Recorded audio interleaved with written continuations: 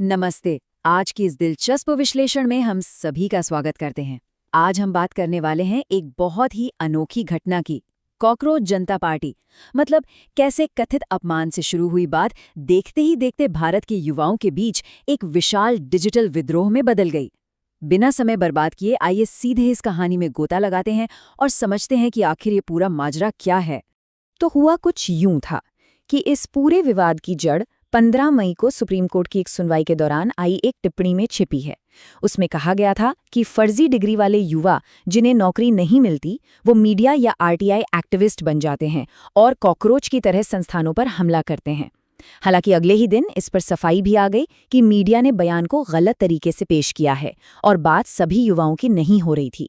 लेकिन तब तक जो डैमेज होना था वो हो चुका था।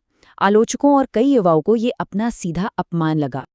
अब सोचने वाली बात यह है कि आखिर एक विवादित टिप्पणी ने 1.5 करोड़ से भी ज्यादा जेनजी युवाओं की डिजिटल क्रांति को कैसे भड़का दिया। असल में जो युवा पहले से ही पेपर लीक, हर स्तर पर भ्रष्टाचार और गायब होती नौकरियों की वजह से परेशान थे, उनके लिए ये कॉकरोच शब्द जले पर नमक छिड़कने जैसा साबित हुआ। सालों का वो आक्रोश जिसे अक्सर अनसुना कर दिया जाता था, उसे अचानक एक नया डिजिटल आउटलेट मिल गया। आइए जरा इस पूरी टाइमलाइन पर नजर डालते हैं कि ये सब कैसे बिल्ड हुआ। 15 मई को कमेंट आता है, अगले दिन सफाई आती है। फिर इसके कुछ ही समय बाद बॉस्टन यूनिवर्सिटी में पढ़ रहे एक 30 साल के भारतीय छात्र अभिजीत दीपके ने मजाक में एक ट्वीट किया, क्या हो अगर कॉकरोच एक साथ आ जाएं। और फिर उन्होंने आनन फानन में एक वेबसाइट लॉन्च कर दी। और उसके बाद जो हुआ वो बिल्कुल अभूतपूर्व था। सिर्फ 4 दिन के अंदर इस पार्टी के इंस्टाग्राम पर 8 मिलियन फॉलोअर्स हो गए और आज की डेट में ये आंकड़ा 15 मिलियन को भी पार कर चुका है। ये डिजिटल सैलाब कितना विशाल है, इसका अंदाजा जरा इन आंकड़ों से लगाइए। कॉकरोच जनता पार्टी के 15 मिलियन फॉलोअर्स हैं।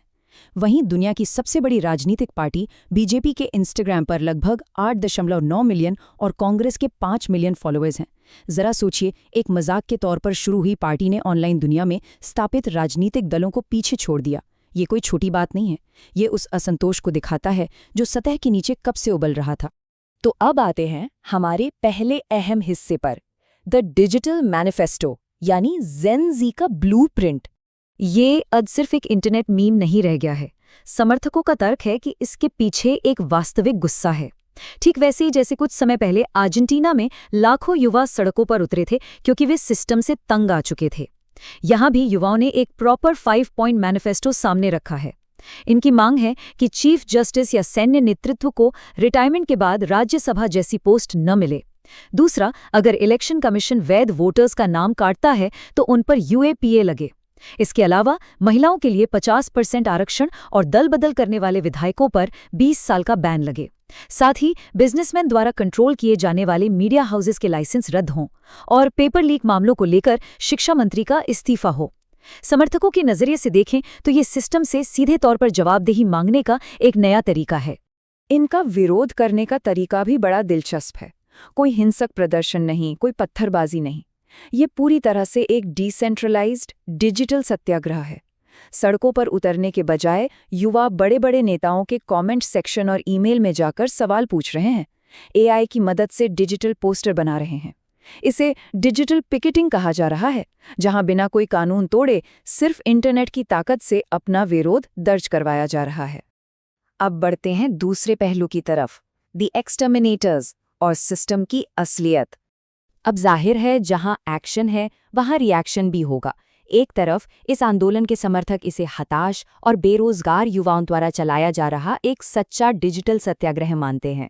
उनका कहना है कि इसमें कोई साजिश नहीं है। वहीं दूसरी तरफ आलोचकों और मुख्यधारा की मीडिया का मजबूत तर्क है कि यह सिर्फ आम आदमी पार्टी की एक बी टीम का पॉलिटिकल स्टंट है। आलोचकों का सीधा कहना है कि ये अमेरिका में बैठकर भारत के युवाओं को गुमराह करने की कोशिश है, जिसे ऐसे आलसी युवाओं द्वारा चलाया जा रहा है जिन्हें सिर्फ इंटरनेट पर बैठे रहने की लत है। आलोचक एक बहुत ही प्रैक्टिकल पॉइंट भी उठाते हैं। जरा इस उदाहरण को देखिए। टीवी एक्टर एजाज खान के इंस्टाग्राम पर 5.6 मिलियन फॉलोअर्स हैं, लेकिन जब उन्होंने चुनाव लड़ा तो उन्हें असल में सिर्फ 155 वोट मिले। आलोचकों का तर्क बिल्कुल साफ है कि बिग बॉस के कंटेस्टेंट या सिंगर्स के फॉलोअर्स बड़े बड़े राजनेताओं से ज्यादा हो सकते हैं, लेकिन इंटरनेट पर लाइक करने वालों का मतलब वास्तविक राजनीतिक ताकत या वोट नहीं होता है। अगर हम डिजिटल दुनिया और ज़मीनी हकीकत को आमने सामने रखकर देखें तो फ़र्क बिल्कुल स्पष्ट है। कॉकरोच जनता पार्टी का मैदान वायरल मीम्स और इंस्टाग्राम तक सीमित है, जबकि बीजेपी जैसी पार्टी का मैदान पसीना और मिट्टी है। सीजेपी के पास भले ही 15 मिलियन फॉलोअर्स हों, लेकिन बीजेपी के पास ज़मीन पर 14 करोड़ कार्यकर्ता हैं। सबसे अहम बात, इन डिजिटल फॉलोअर्स के पास कोई असली सत्ता नहीं है, जबकि असली राजनीतिक दल 22 राज्यों में सरकारें चला रहे हैं। आलोचकों के अनुसार राजनीति सिर्फ स्मार्टफोन से नहीं, बल्कि जमीन पर मेहनत करने से होती है। आलोचक इस पूरी डिजिटल मानसिकता को समझाने के लिए एक बहुत ही गहरा साहित्यिक उदाहरण भी देते हैं। 1915 में फ्रांस काफ्का ने द मेटामॉर्फोसिस नाम की एक कहानी लिखी थी, जिसमें एक इंसान रातों रात कीड़ा बन जाता है। आलोचकों का कहना है कि आज के डिजिटल युग में ये पार्टी उसी मानसिकता का प्रतीक है। युवा मेहनत करने के बजाय खुद को सिर्फ मीम बनाने तक सीमित कर रहे हैं। वे इंटरनेट पर निराशा फैलाकर खुद को डिजिटल क्रांतिकारी मान रहे हैं, मानो समाज ने उन्हें सच में कीड़े मकोड़ों में बदल दिया हो। यहाँ आलोचकों द्वारा शेयर किया गया एक बड़ा ही हैरान करने वाला बायोलॉजिकल फैक्ट भी सामने आता है। जिस जर्मन कॉकरोच की दुनिया भर में बात होती है, कहा जाता है कि उसकी उत्पत्ति लगभग 1200 साल पहले भारत या म्यांमार में ही हुई थी। लेकिन इस तथ्य के साथ आलोचक एक कड़ा संदेश देते हैं। भारत की युवा बेहद प्रतिभाशाली हैं, वे कोई आलसी कीड़े नहीं हैं। देश से बाहर बैठकर कोई उन्हें कॉकरोच कहे, ये सीधा सीधा भारत के युवाओं का अपमान है। खैर, इस डिजिटल टकराव का असर अब असली दुनिया में भी दिखने लगा है। भारत में सीजेपी के आधिकारिक एक्स यानी ट्विटर अकाउंट को सस्पेंड कर दिया गया है। सरकार के पास पब्लिक ऑर्डर और आईटी नियमों के तहत ऐसे डिजिटल अकाउंट्स को ब्लॉक करने का पूरा अधिकार होता है। ये दिखाता है कि जब कोई भी डिजिटल मूवमेंट इतनी तेजी से वायरल होता है, तो सिस्टम भी उसे मॉनिटर करने और नियंत्रित करने के लिए अपने कदम उठाता ही है। तो इसी के साथ हम आते हैं अपने आखिरी हिस्से पर, द मेटामॉर्फोसिस, यानी जब विरोध को दबाया जाता है तो असल में होता क्या है। यहाँ विश्लेषकों द्वारा दी गई एक बहुत ही बैलेंस और अहम चेतावनी है। एक तरफ अगर युवाओं को शांतिपूर्वक डिजिटल तरीके से अपनी हताशा व्यक्त करने दी जाए तो सिस्टम के प्रति उनका गुस्सा शांत हो सकता है, लेकिन दूसरी तरफ अगर इस ऑनलाइन असंतोष को बुरी तरह कुचला जाता है और अकाउंट्स डिलीट किए जाते हैं तो ये गुस्सा अंदर ही अंदर बढ़ता रहता है। जानकारों का कहना है कि अगर इंटरनेट पर यह बात नहीं सुनी गई तो भविष्य में यह नेपाल या बांग्लादेश जैसी हिंसक ऑफलाइन प्रतिक्रियाओं का रूप ले सकता है, जहां युवाओं ने सड़कों पर उतरकर पूरे के पूरे सिस्टम को हिलाकर रख दिया था। तो कुल मिलाकर ये पूरी कहानी हमें एक बहुत ही बड़े सवाल पर लाकर छोड़ देती है। क्या इंटरनेट का ये सबसे वायरल डिजिटल स्वॉर्म वास्तव में कोई असली बदलाव ला पाएगा? क्या ये विपक्षी पार्टियों को जमीनी स्तर पर मेहनत करने पर मजबूर कर पाएगा, या फिर ये भी वक्त के साथ किसी अन्य सोशल मीडिया मीम की तरह बस गायब हो जाएगा? क्या डिजिटल आक्रोश कभी असली वोटों में बदल सकता है? ये वो सवाल हैं जिन पर हम सभी को विचार करना चाहिए।